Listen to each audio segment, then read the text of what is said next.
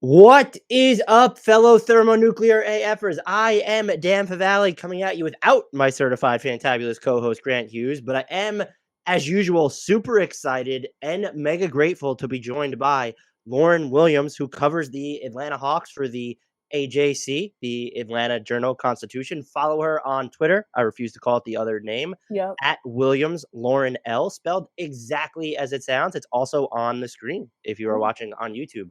Lauren, thank you so much for returning. You were on for the Atlanta Hawks look ahead last year, so I always appreciate when I'm able to get guests to come back.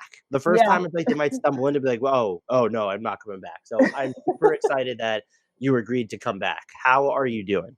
I'm so grateful to be back. I had a great time the last time that I was here. We were just talking about it before you went live. I can't believe how fast everything has gone. Year one at the HAC is already in the books, and we're on to year two. So I'm doing pretty good. Yes, I'm glad to hear that your first season covering the team went well, especially because it was pretty tumultuous just from being, a million feet away. It seemed like it was just a very controversial season for Atlanta, it felt like. Oh, 1000%. I always like to joke that I feel like I went through 5 seasons in one just because you had a coaching change, you had front office changes, and just so much controversy. The star player not showing up for a game, and that, was a misunderstanding, and just a lot going on. It's a testament to what the Hawks season was that I forgot about the whole Trae not at the game Yeah. thing. I mean, I just until you said it.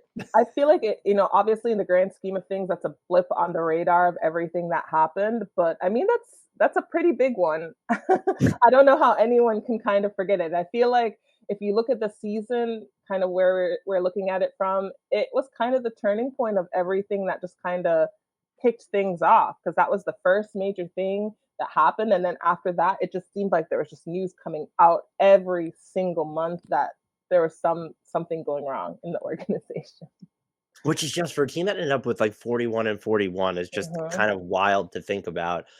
So kind of knowing all this, mhm. what did you make of their offseason where it wasn't very eventful outside of the John Collins trade? Like, Right. is there anything you're just thinking about, any themes or takeaways from the offseason that are on your mind heading into next year? Yeah, obviously from a fan perspective, you want to see the team get better. And of course, the John Collins trade didn't necessarily make them better. But if I'm looking at it from just kind of an outside lens, I could see it as, they're kind of looking to get some stability into this organization after such a tumultuous year last season. That maybe just moving on from maybe the longest tenured Hawk at that point is just kind of the the first step of trying to get some stability. And then the fact that they brought in Quin Snyder when they did, 20 games left in the season, I think it gives them a little bit more of an even playing field going in, just because you can't make any wholesale changes when you're a coach coming in for the last 20 games of the regular season. But now he's made a ton of changes to the coaching staff. He's brought in a lot of his guys. He's got a variety of or a diverse coaching staff, excuse me. And I mean, it's going to look a lot different, in my opinion, in the sense that they're going to have a little bit more consistency, just because they have that familiar voice coming in from the beginning of the season, or even you can count from the off season all the way till hopefully the postseason for this team. Do you think it sends any weird messaging to fans or just about the direction that John Collins became this? It was a salary dump Mm-hmm, in the end. Or is it because I can't go as far as saying it's addition by subtraction, even if they think mm-hmm. it opens up the offense a little bit more. And this also theoretically or technically wasn't this front office regime's issue, where it's under Travis Schlenk, they constantly kind of marginalized John Collins and changed his role. And so it Mm-hmm. reaches a point where his value's at it's nadir, but does it still sort of send like an awkward message where, in theory, there's this useful player that they just got rid of because they didn't want to pay the tax, or if I'm being kind, they didn't want to pay the tax because of this player. They didn't think that John Collins or this core was worth going into the tax for. Yeah, I think it's more so that they just wanted a lot more flexibility moving forward, because now they opened up that $25.3 million trade exception with him, so they have a little bit more playing room to, maybe bring in somebody who's a little less redundant in the sense of what he and Clint Capela can do. I think when you watched that offense, you can often see that, there was a lot of overlap with what this team wanted the two of them to do. And just looking at the chemistry that Clint Capela and Trae Young seem to have, it just kind of netted better results in the sense that you just kind of utilize the pick and roll a little bit better with those two. And then with Collins, it just, with him not shooting the ball as well as he did, 2 years ago, it made it difficult to see how, they could continue moving forward with not having somebody who could shoot the three at the 4 position. So, I think, you just have a lot more flexibility in terms of how you can try to fill the gap that he's left. You can move up a guy like Jalen Johnson, who's expected to have a big, third year going into, this league. Maybe you move Saddiq Bey to the 4. I mean, he's not as good of a rebounder as John Collins, of course, right. But if you're having a guy like Clint Capela who's, down low, you can spread things out and have Saddiq Bey kind of on the outside a little bit more and space the floor a little bit better. So yeah, it's a little bit of a salary dump, but I think they just needed a little bit more spacing on the floor, especially when you're thinking about what Quin Snyder likes to do. That trade exception is huge. I will say, just based off how they went about the rest of their offseason, I personally will be flabbergasted if they use that, at least during the season. Maybe after the season, they'll have like that small window, but I'll be floored if they want. But that's a huge flexible asset that they just have sitting there. Exactly. Quin Snyder, hired middle of the season, end of February. I think he made his debut. It was in March 3rd. It ended up coaching 20 games of the season for him, right? Exactly. Yeah. It was like a week. I think he made his debut like 2 days after the hire got official. I remember which team they played. I just can't remember the date off the top of my head. They won too, right? I remember they won. I think Trae dropped like 38 or something, maybe. Yeah, they played the Wizards. I know that. That's a fun time for everybody who gets to play the Wizards normally. What did you make of, because it was atypical to see them hire someone on such a long-term deal so immediately in the middle of the season. We normally see hires like that kind of drip into the offseason, and they'll move forward with an interim coach, especially when, again, the decision to move on from Nate McMillan was made fairly late into the year as well. So what did you sort of just make of that entire progression of events? Yeah, I feel like you could see the writing on the wall that first the relationship between, the locker room and Nate McMillan was kind of touch and go. Obviously winning cures everything, but when they're losing as much as they did, or they would win a couple, lose a couple, win one, lose one, it's draining. And I think they just were ready to kind of wipe the slate clean. And I remember one of the big things that Landry Fields said, following that decision to move on from McMillan, is that they wanted to light a fire under these players' butts. And so I think the idea is that they wanted to get somebody in as soon as possible. They didn't want to have to wade through, the off-season dance of trying to, convince somebody to come aboard. As we look at what happened in the offseason, there were so many coaches who had won championships in the last couple of years before they moved on. And so they had a guy in Quin Snyder who was available. And so they said, let's just go get him as soon as possible. Plus, you have to factor in, he has a solid relationship with Kyle Korver. And so, that likely helped that kind of come to fruition a little bit faster than maybe if it had been done in the offseason, when he could have taken his pick at whatever team that he wanted. And I think, the fact that he's coming in with a guy like Trae Young, that has to also be a little bit enticing to kind of come in and build this system from the ground up, especially because development is a huge thing that they want to focus on moving forward. And Quin Snyder is a guy that doesn't tend to play his rookies. So if you think about it, they may not necessarily be getting that development in terms of playing minutes in their first year, but they're getting that development through his staff, through watching film, through watching games on the sideline. And then also they have the G League. And so, that's potentially another avenue that they can continue to develop these players. But as far as them, bringing him in now, he gets to see what he's potentially working with. He can kind of give his feedback as to how he wants to build the system based on the players that he has. He can start building relationships with the players much sooner than if he'd had to do it during the off season. And Yeah. so I think that played a role into it as well. Yeah, that was a great point at the top too, where when you look at some of the jobs that became open, like Mhm. Milwaukee, Toronto, and Mhm. Philly, I'm sure he would have been linked to those if he was available. Yeah. We saw like a lot of their offensive splits like kind of shifted once Mhm. Quin Snyder took over. They were second in offensive rebounding rate with him. We saw them get to the rim a little bit more, get to the line a little bit more. They were out in transition a little bit more. Of those changes, what do you really expect to kind of stick based on like the current core leading into next? Like, what do you think was most telltale of how this team will play together? Yeah, I think the thing that stuck out to me the most when we kind of started talking to players, during those 20 games is just how many 3-pointers he wanted them to take. Um, I think that a lot of these guys, they want to take that shot, and perhaps they felt they didn't have that green light under the old coaching regime, and now they have this guy who's saying, "Take the shot, take the shot, take the shot." Especially as I mentioned before, Jalen Johnson. He talked about having that confidence from Quin Snyder to go out and take those threes, go out and play a little bit more aggressively just because he's getting a bit more consistency in terms of playing time and he can find that rhythm. I remember Trae Young was particularly excited about the fact that he's able to, make more 3-point attempts than he was under the former coach. So I think that was the thing that a lot of these players were excited about. And you could kind of see it play out in some positives with a guy like Bogdan Bogdanovic, whose shooting percentage went up.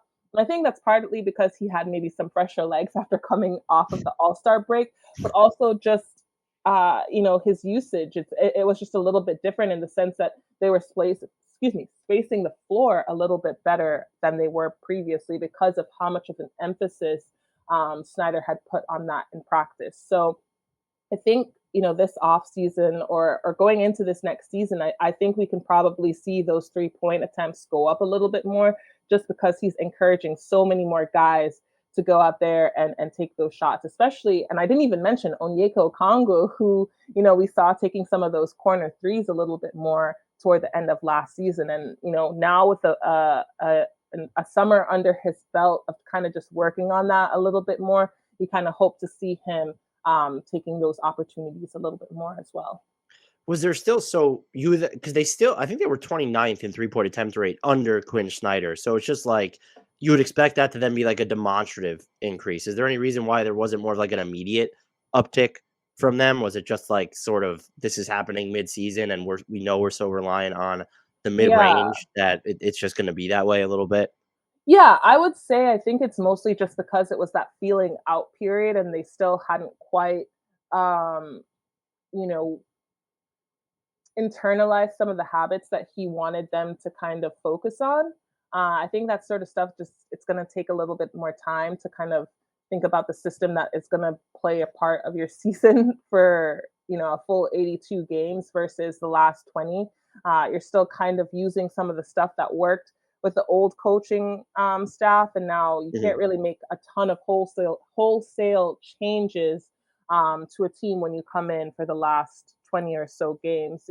This sort of stuff is just going to take time as he kind of Quin Snyder hammers in, the things that he wants to see. I remember he talked a lot about there were still so many bad habits that he was trying to kind of break through. Mhm. I can't really remember some of them off the top of my head right now because it feels like ages ago, but yeah, I think that now these guys know what he wants, what he's looking for. They can utilize the coaching staff that he has now, and who's going to be a part of this team, for a longer period of time versus the old assistants that were used to a certain way of doing things. Do you think they'll still be as like on or bent on hitting the offensive glass under him as they were like over those final 20 games? I think so, especially as they continue to take some of those shots that, they may not have been used to toward the last season. I think there's a big expectation to kind of lean on the strength of Onyeka Okongwu, who's a very good offensive rebounder. Mhm. Obviously Clint Capela is, stronger on the defensive glass, but he also has, that strength of being a solid offensive rebounder as well. So I think, there is still going to be that emphasis of them crashing the glass just because, Snyder wants them to take as many opportunities as they can to get this offense firing. What did you make of the Dejounte Murray experiment in year one? Like, what are your thoughts on that heading into the second season of it? Yeah, I think, at the beginning we saw that it could work. And then there was that middling period where it was like, okay, this isn't quite working anymore. And then during the playoffs, you could kind of see, again, they start to kind of figure things out. I think, under Snyder, I think he just has a specific way of wanting to use these two guys that, may have been a little bit different than what Nate McMillan had in mind. And I think, now, again, they kind of have an idea of what works for Trae, what works for Dejounte, and they'll be able to kind of play to those strengths a little bit more. So yeah, I do think that we'll see, Dejounte kind of capitalize a bit more on those non-Trae minutes and vice versa. But I think the big thing is that, they saw enough in him that they thought that they needed to extend him. And they ended up doing that this offseason. So I think they're really banking on it working. Were you surprised? I'm not surprised they offered the extension. Were you a little bit surprised that he signed it? I was a little surprised he signed it. I wasn't surprised that they offered it. I was, based on everything that I saw, it just seemed like because it was so up and down with how it was working out that he would probably try to find a more stable environment when he, was able to explore free agency. But I think that, this offseason they likely maybe changed, or not changed, but maybe they pivoted with how they convinced him that they would utilize him a little bit more, and that seemed like the best option. And I mean, when you look at him and Trae, they've definitely gotten closer this offseason. So it'll be interesting to see how that off-court chemistry starts to translate a little bit more onto the court in the regular season. His first season was so interesting in Atlanta because he was a much better shooter, and I thought offensive fit overall when he was on the floor with Trae. And then it kind of just felt like the non-Trae minutes were just basically bad, even when you kind of like play with some of the lineups. His defense just didn't feel the same. I don't know if they were trying to give him too much to do, but like I think his steals were fine. He's always going to get his steals, but it was kind of just like the inverse of what I expected. I was like, oh, the fit with Trae will be rickety, but his defense is going to be on point, and he'll be able to lead some of those units without Trae. And it was just, again, like I said, the complete inverse. Is there do you see a pathway to the non-Trae minutes with Dejounte Murray specifically getting better this year? Or is that part of why they go after Kobe Buffkin in the draft, why they bring in Patty Mills, hopefully Bogdanovich is healthy? Or is it like a real concern that they need to be like considering moving into this season?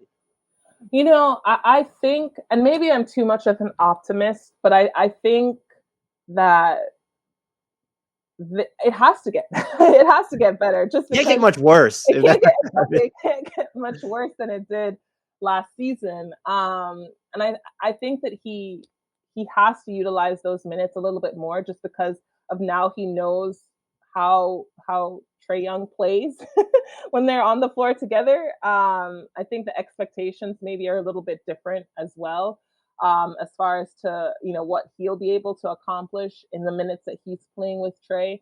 But I think, again, I don't necessarily think this team got better, particularly when they traded John Collins. I don't think they got better defensively. I think, in fact, they got worse. But I think he's going to have to step up a little bit more, particularly because they don't have that extra safety net with John Collins there to kind of, work with Clint Capela as well as they did last year defensively. So, I think the expectation is that a lot of these guys are going to have to step up a little bit more so that they're not as bad as they were defensively last year. Yeah, they were pretty bad defensively last year. We will of course talk to that. I have a question though. Okay. Is Trae Young officially underrated at this point? I do. I do think so. I mean, you can't lead the league in assists as often as he has and not expect him to be rated where he is right now. And I wouldn't necessarily say I think people disrespect Trae Young's game, but I do think that there's a lot more that he, is eager to show us. So I think, again, I think this is a big season for him. He's heading into his sixth season. He's got a lot more experience of leading a team to an Eastern Conference final. He's got a new coach under his belt who, likely aligns with what he believes his game is. And so I do think he is. And I do think he should have been somebody who was in serious consideration for Team USA. But yeah, I do think he is underrated. And, I think he's going to come out with a huge chip on his shoulder moving into this season. I wonder if he's able to function under Quin Snyder without any reports of, oh, this is happening in the locker room or this is happening with the coaching staff, if that could maybe shift perception of him. I think some of it is, okay, he was under 32% on his off the dribble threes last year. Like, we need to see some of his percentage even around the rim dropped, but it seems like they're going to be playing a lot of, they played 4 out anyway when John Collins was there, but if John Collins isn't hitting threes, you're not really 4 out. And so if you can get to more 4 out combinations, he gets to the basket more. And I think he's at his best when he can leverage both the floater and the stuff he does at the rim. He also and you mentioned this, one of the best passers in the league, great at setting up corner threes, great at getting his teammates like buckets at the rim. I think he has become underrated, and it feels like it's all this extracurricular stuff that is pulled away from his rep. Because even defensively, he's still one of the worst defenders in the league, but like, he's not as bad as he was 2 years ago either. And it's just wild to me that it feels like we're lower, or nationally, the perception of him is lower than it was 2 years ago. And I can only pinpoint, okay, it's just because of the rumors about, okay, yes, some of the percentages last year, but they're not talking about his shooting splits when they're criticizing Trae Young. Like, it always kind of comes back to just the defense. And of course, like, oh, what's going on behind the scenes with the coaching staff or his relationship with his teammates. Yeah, I think it's hard to ignore that reputation and all of that plays a huge role in a lot of the stuff that we see is in terms of player voting for all-stars, coaches voting for all-stars, and all of that sort of stuff. I mean, the outside perception does have a huge, I think, chunk of the factor in how he's perceived. He is kind of perceived as, unfortunately, just because of, like you said, the extracurriculars, a little bit of a jerk. But but when you think about, who he is as a person, you don't necessarily see those factors. I think he knows who he is, and he's very confident in his ability. And I think when he has a coach like Quin Snyder, who he can kind of, I think they talk the same language a little bit more. And I think that will net a lot more positive results. And I think, guys like to make sure that they're consistently learning from the coaches that they're under. And I think sometimes it comes down to, you're not learning anymore. And so unfortunately that can play a role in what happens on the court. It's hard to ignore that. It's hard to ignore the body language that you sometimes see between coaches and players and all of that sort of stuff. So I do think that his reputation has unfortunately overshadowed what he is capable of. And I think that this will be a big year for him to be able to show that, he isn't who people says he is. And I think, especially when you think about when he's launched a podcast now, and, he is trying to, open this kind of inside view into who he is off the court. So yeah, I think he's very much aware of what the perception of him is. And I think he does have a little bit of a mixture of, he knows who he is, but he also is willing to, start sharing who he is a little bit more now. AJ Griffin's role was all over the place as a rookie. Should we expect him to have a bigger role, even though some of the backcourt rotation is more crowded this year? Maybe he gets some wing minutes too. And what were just your general impressions of his game coming out of year one?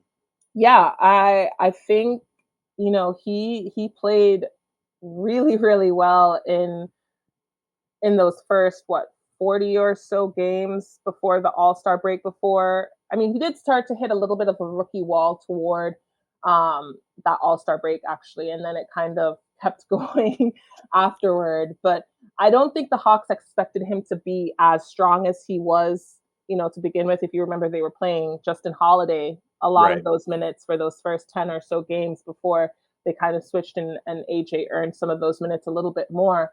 But it's hard to say just because Snyder typically keeps the rotations pretty tight. Particularly, in the playoffs, I think we saw a lot of like 8-man rotations, and AJ is kind of the 10th man when you factor in a guy like Jalen Johnson, who Quin Snyder really, really liked his game, the athleticism, and just kind of that raw ability to potentially have a stronger outside game.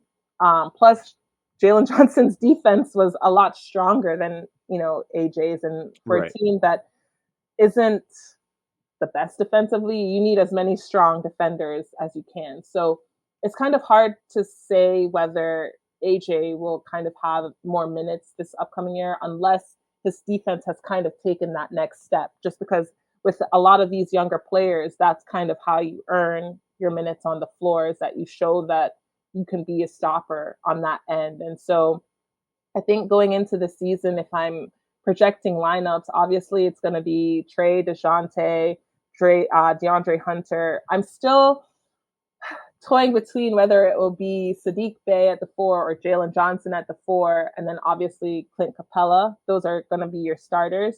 And then, the sixth man is going to be Bogey coming off the bench. And then when Trae or Dejounte sits, it'll likely be Patty coming in to kind of play that point guard role. And then it'll likely be Onyeka, who's the backup 5. So it's kind of hard to see where in that mix you're going to have a guy like AJ Griffin or even Kobe Buffkin come in, just because Quin Snyder typically doesn't play those young guys a lot.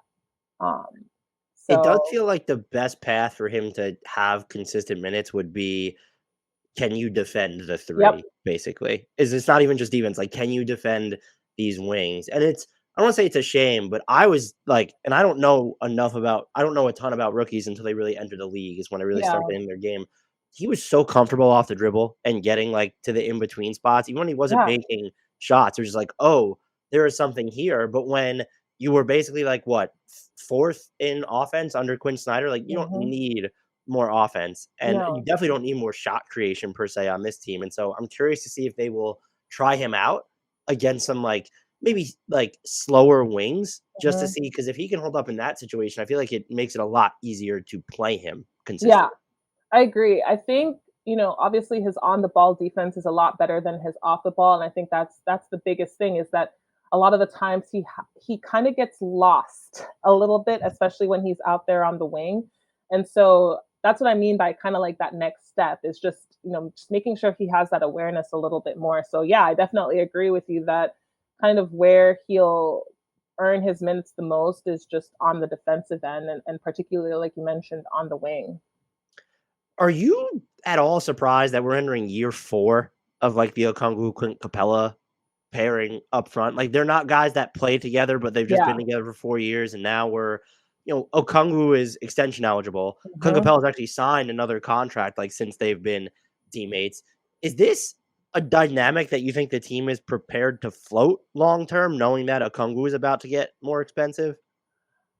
It's hard for me to say yes to that, just because Clint Capela was a guy that was continuously kind of floated in trade rumors, up until the draft, and then even after the draft a little bit. He was frequently kind of mixed in with that Dallas mixture, and I kind of anticipated that before it seemed like some of the trade talks for Siakam kind of broke down, that he would be part of some 3-team, whatever team trade to kind of bring that there. So I don't see this necessarily being something that's long term. I think Quin Snyder really likes what Onyeka Okongwu can do. I think he's very excited that, he can potentially, space him out to the outside, whereas with Clint Capela, you can't quite do that. Mhm. So I think that long term, Onyeka just kind of offers a little bit more versatility that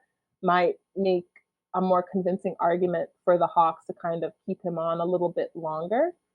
Plus, he's younger, Mhm. which is weird to say that Clint, who's only like, 28, 29, is no longer a spring chicken versus Onyeka, who's like 23, 24. So, yeah, I think just kind of what this team is looking to do. I can see them moving in the direction of extending Onyeka a little bit longer and moving on from Clint when his contract is up if they can't trade him before that. And I think because I believe he's a free agent after this upcoming season, that might make him a little bit more enticing to some teams, especially around the trade deadline, who are looking to kind of beef up on the inside a little bit more, especially defensively.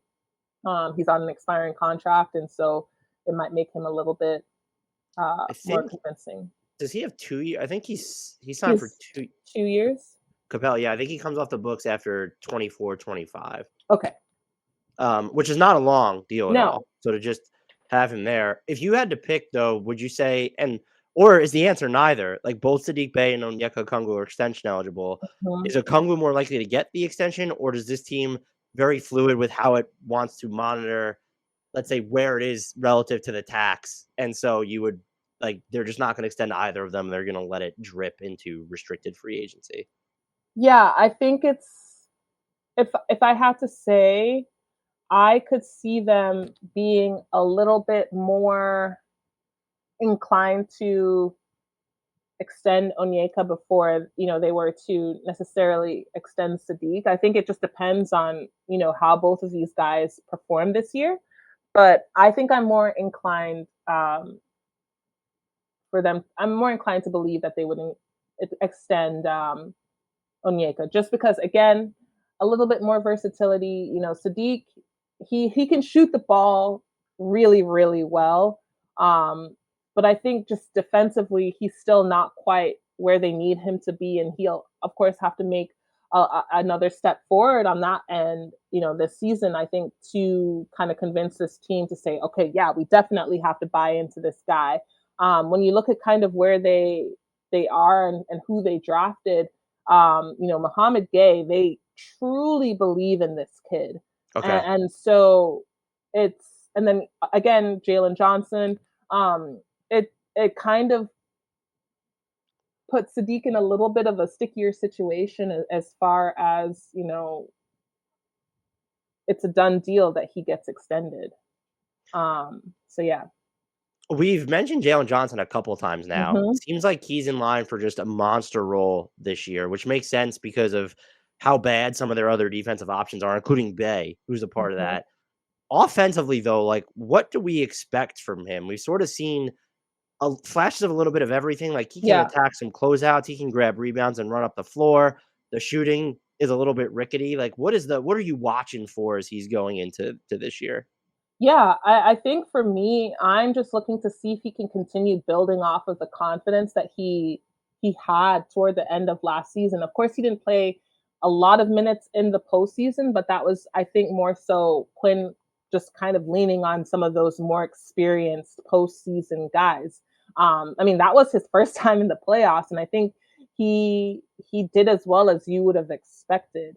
So I do think we're going to see a lot more athleticism. We're going to see him continue to run the floor as much as he did last year. And I'm sure this offseason has been working on that shooting a lot more. I'm actually going to be talking to him tomorrow. So we'll get a good sense of where he is based on what he's done this offseason. So yeah, I think we're just going to see a lot more of that athleticism that we've seen so many flashes of.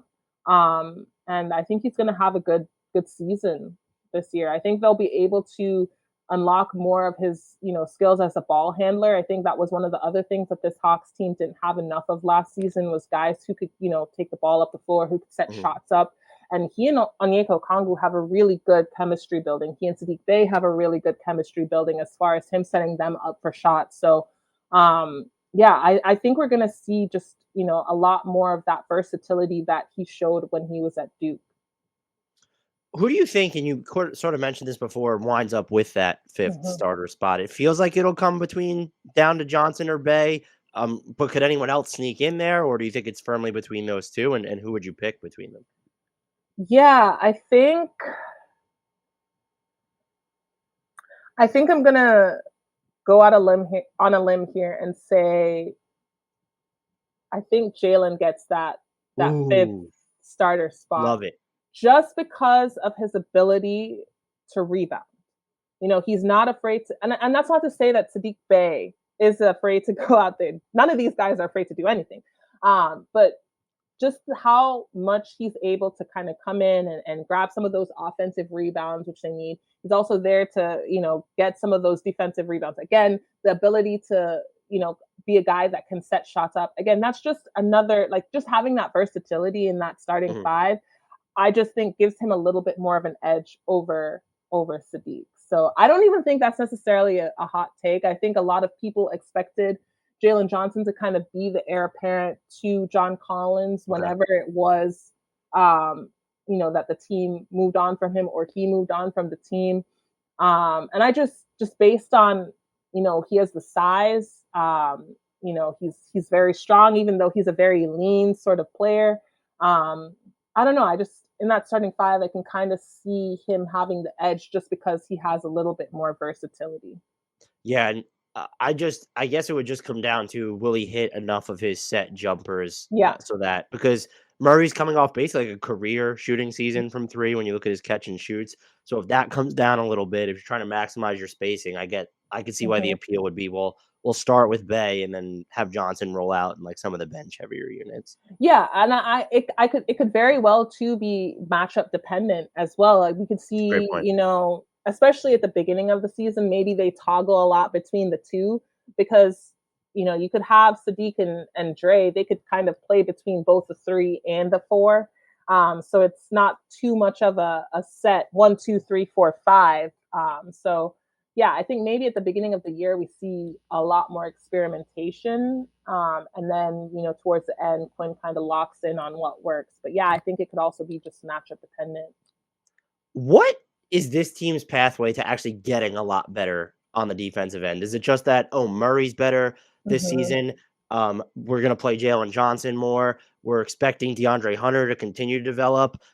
Has that last ship sailed? Like, I don't even know how I feel about DeAndre Hunter. He might be the most net neutral player in the NBA when I consider my feelings about him right now. Or is there not really a pathway with this current core? It's still going to take, like, oh, they need to sort of futz and fiddle at the very least on the trade market if they want to become, let's say, a league average defensive team.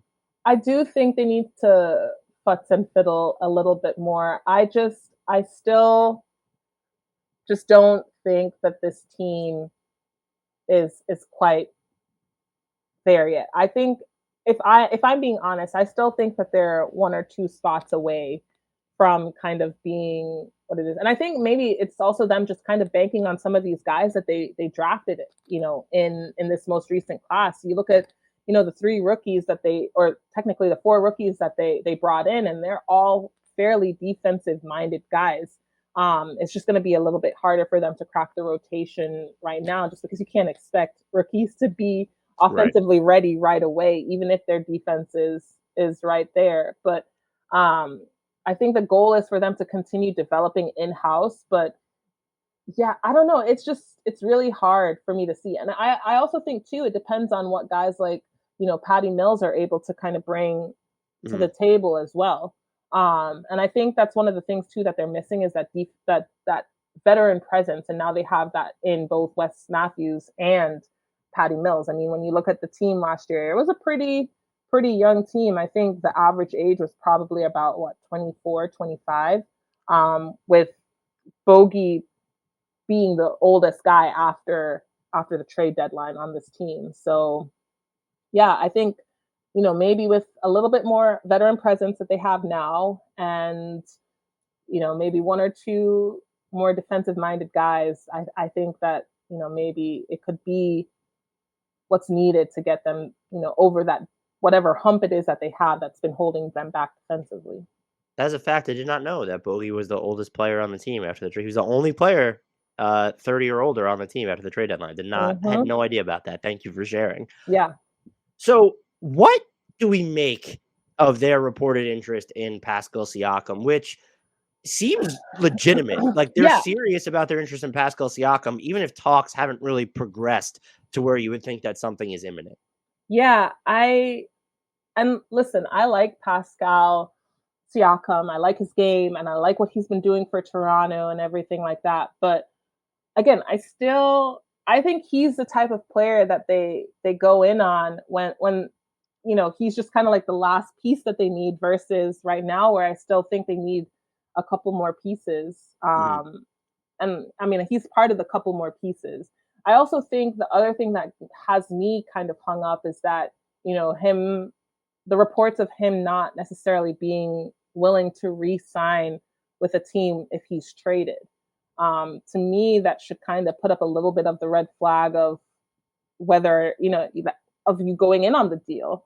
I don't know. That's just kind of been my hang up is, him saying out loud for the world to know that he's not interested in re-signing with the team. So, yeah, I don't know if he's the guy that you make the trade for right now if you're the Hawks, but I think I would agree with you. I don't really care about him saying he won't re-sign. A lot of that's been the reporting has been, oh, he wants to be Supermax eligible with the Raptors. And he very well could make All-NBA. That doesn't mean the Raptors are going to Supermax him. They just let Fred VanVleet walk for nothing. Like, they're not necessarily in the business of paying everybody.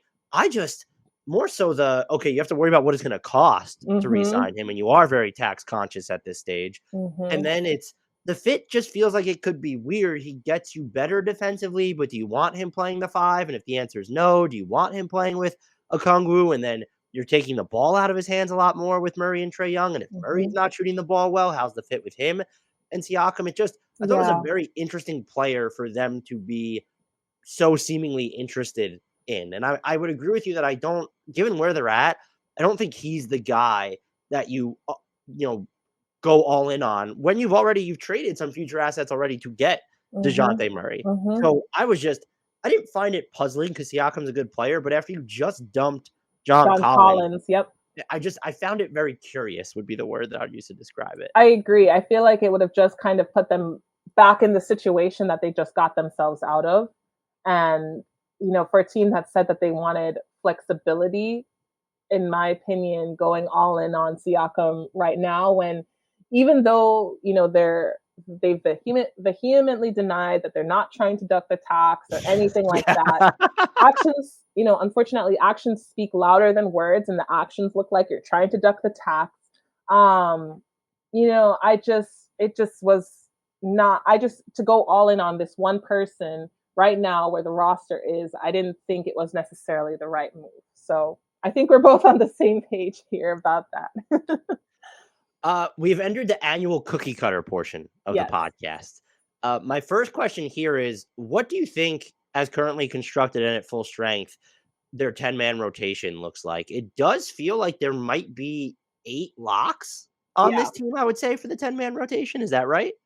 I could see, I would say that. And I would almost say, I think Patty Mills is in there somewhere. Okay.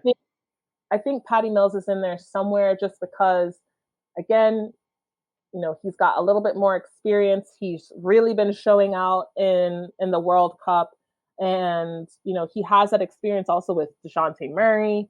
So I think he's kind of one of those reserves. And I would almost say that I believe he's probably the 10th man this year versus a guy like AJ or anyone, one of the younger guys. So, that would give us then Trae, Dejounte, DeAndre Hunter, Bay, Capela, Bogey, Onyeka Okongwu, Jalen Johnson, Patty Mills is 9. And then would you think should we expect Wes Matthews to be playing over AJ Griffin a lot this season? Or do you think AJ Griffin will have a real chance at getting that 10 spot? I don't think I'm missing anybody unless they're super high on Vit Krejci or something. Well, they actually already waived Heat, so he's not there. I think, and maybe this will be my hot. I don't even think it's that hot. Maybe this will be my warm take. But I think I could see that 10th man being a mixture of maybe, Buffkin and AJ. And I think it Okay. just depends on, whether AJ can kind of get that defensive side of his game up, because I think that's kind of where Buffkin edges him a little bit. Um, and I think just because, Buffkin's ability to handle the rock is a little bit stronger than AJ as well. Again, I think it all comes down to versatility. And right now, even though, Kobe Buffkin's a little bit on the younger side of the two, they're actually about the same age. um, but I think just because of his defense, he played really well on the defensive end in summer league. And I know it's summer league, you can't take too much away from that, but I think that kind of edges him a little bit in that 10th roster spot. What do you view as this team's biggest weakness right now, whether it's like a player archetype or specific functional void? Yeah, I think for me, it still comes down to kind of that collective defense. I think I'm still a little bit nervous about where they are, especially on the perimeter. Obviously we know DeAndre Hunter is their strongest perimeter defender, or at least he was last season. When you look at some of those games, like I think there was one Indiana game where he missed it. He had like a ankle sprain or something, and it was just bad. Mm. And so he's one of those guys where unfortunately you just kind of notice way more of the bad than you do just when he's, like you said, he's just neutral, he just does his job, he shows up, does what he's supposed to do, sort of thing. And you obviously notice him when he's playing really, really well. But I just kind of want to see them a little bit stronger on that end, as well, just kind of how much they take some of the stress off Clint Capela. I mean, that poor guy is just like, working his tail off. So I think that's kind of where I am. It's just, I want to see them a lot stronger on, some of their point of attack defense as well. Do they have, and I forgot to include this in the outline, but just nationally, is there like any, you know, strengths about this team that go overlooked or something about this team that goes overlooked that you think deserves some shine? Yeah, I do think this team is a lot more athletic than people give them a little bit of credit for, and I think that's partly one, a guy like Jalen Johnson, but also Dejounte is actually sneaky athletic in my opinion, and so Onyeka Okongwu is also one of those athletic guys. So I do think that their ability to attack the rim as well as they do deserves a little bit more shine as well. This is to some extent matchup dependent, but what would you expect their preferred closing lineup to be? Is it just probably going to be their starters, or could you see some just sort of shape shifting there? Yeah, I could actually see that closing five being like a Trae, DeJounte, Bogey, DeAndre, and Clint or Onyeka, depending on size. Okay. Maybe you could throw Saddiq in there a little bit if you need to think a little bit more about who has been shooting better and spacing and everything like that. So yeah, I think that, or as you said, default starting five.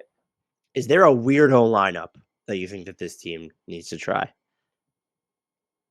And I don't think it will ever happen. I don't think it will ever happen, but I weirdly want to see what it would look like with Onyeka at the 4 and Clint at the 5. Oh God. I know, that's what I'm saying. I don't. It's a weird. You said weirdo. You Yeah. said weirdo.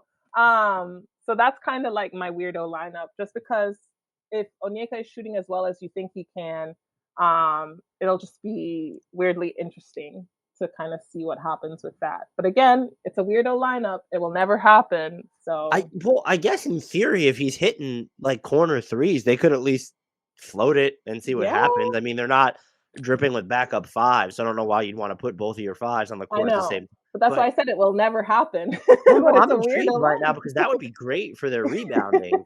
And there'd be a purpose that okay, we have these two guys, they could play Yeah. together. I mean, their My backup five would have been Bruno Fernando. Yeah, I don't need to really see a lot of Bruno. So mine, I want to see, and they used him like this not so much last year, but his first year. Jalen Johnson at the 5, and Yeah. then give me DeAndre Hunter, At the 4. Trae, Dejounte, and this is how it will get weird. I want to see Kobe Buffkin there.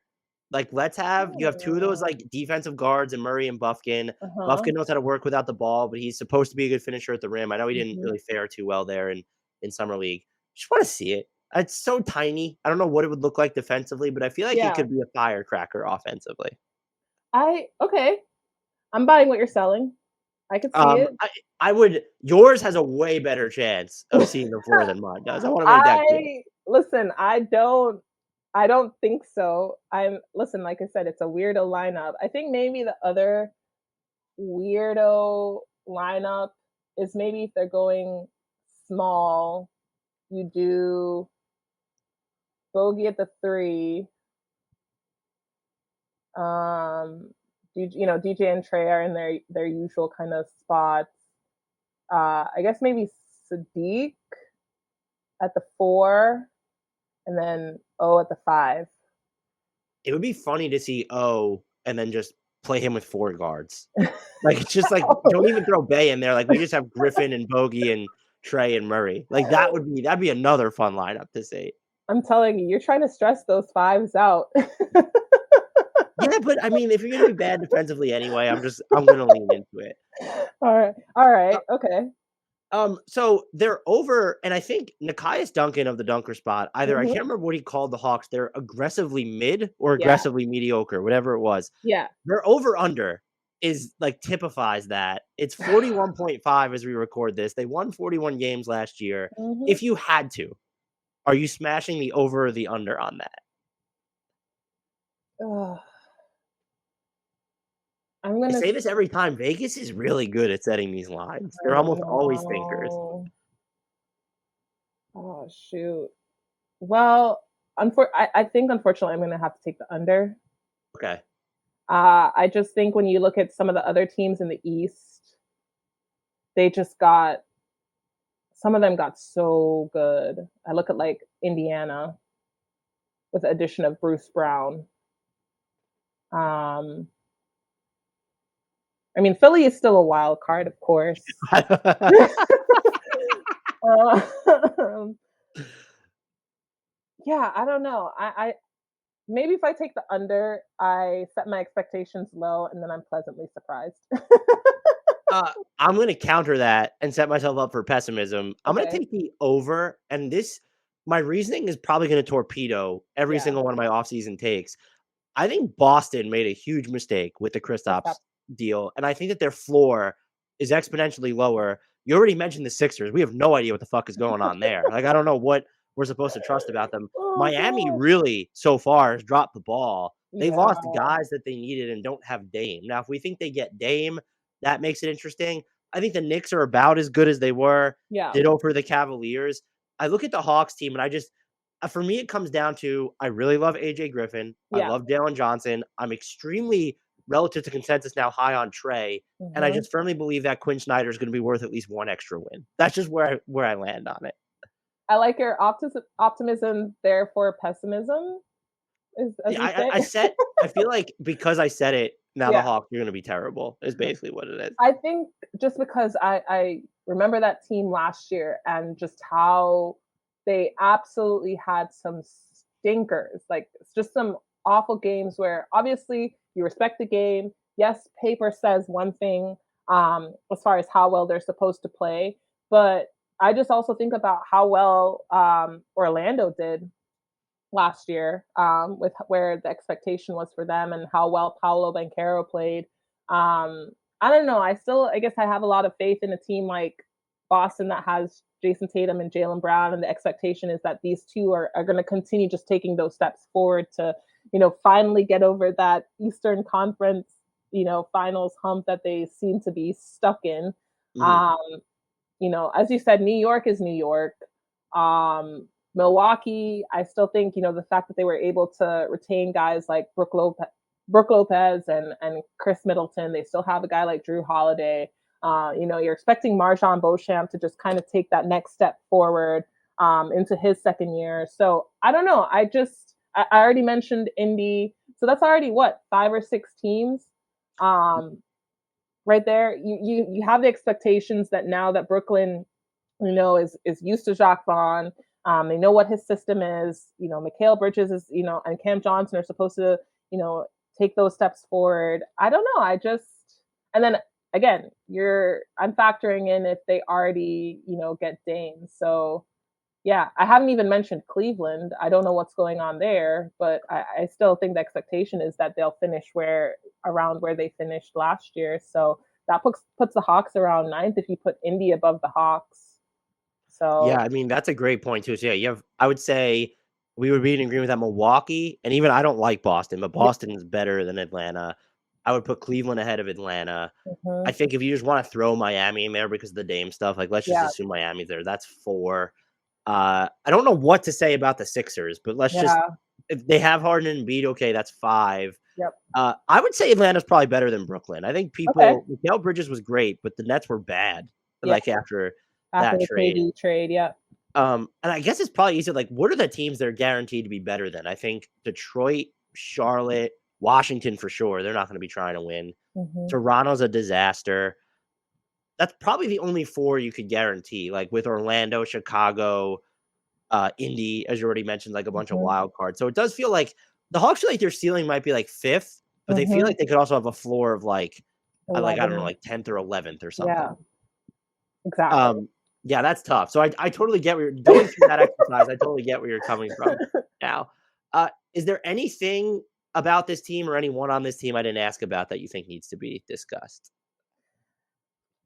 Yeah, I think we touched on everybody, especially because the expectation is that, those rookies aren't going to play, even though those are the guys that I'm kind of the most excited to I love see. Kobe Buffkin. I was upset he went to Atlanta because I wanted him to play, and I just don't see it happening. Yeah, unless, like I said, unless he can be, kind of,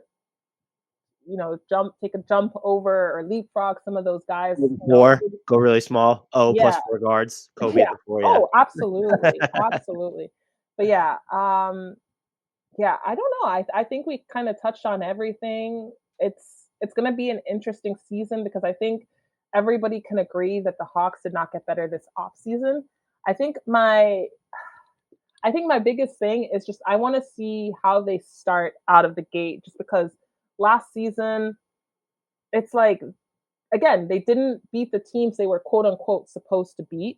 And then they were very competitive against teams that, you had no expectation of them winning. Like I think about, again, that Denver game where Trae didn't show up. They beat the Nuggets. And I'm like, the team that eventually went on to win the finals. So I don't know. It's just, again, I think this is going to be an interesting season. I don't think they necessarily got better, and it will be interesting to see where they are by the trade deadline and what decisions they're going to make from there, just because they haven't really done a ton of splashy moves outside of the Murray trade. And I wouldn't even necessarily consider John Collins a splashy move, unfortunately, because he's been dangled out there for the last 3 years. 15 years, it feels like. Yeah, exactly. He was in trade rumors longer than he was in the NBA somehow. I don't know how that worked. But exactly. So, yeah, I mean, I think if they somehow manage to get Siakam, I think maybe that will be a big surprise and how that works. But I don't know. This team is, as Nakai said, aggressively mid. Lauren, this was great. Thank you so much for coming back on. Are you able to tell our listeners where they can find you and all the great work that you do? Absolutely. You can find me on Twitter at WilliamsLaurenL. I have been cursed with a very common last name, so it was hard to, settle on a handle. I think it took me about 3 years to finally settle on that, and that's not even the best one. And then you can find my work at the ajc.com/Atlanta Hawks. Well, sports/Atlanta Hawks or whatever. Well, thank you so much again for coming on. Be sure to follow her on Twitter and all the great work that Lauren does. Thank you so much. And as you know by now, I will be pestering you again in the future. Love it.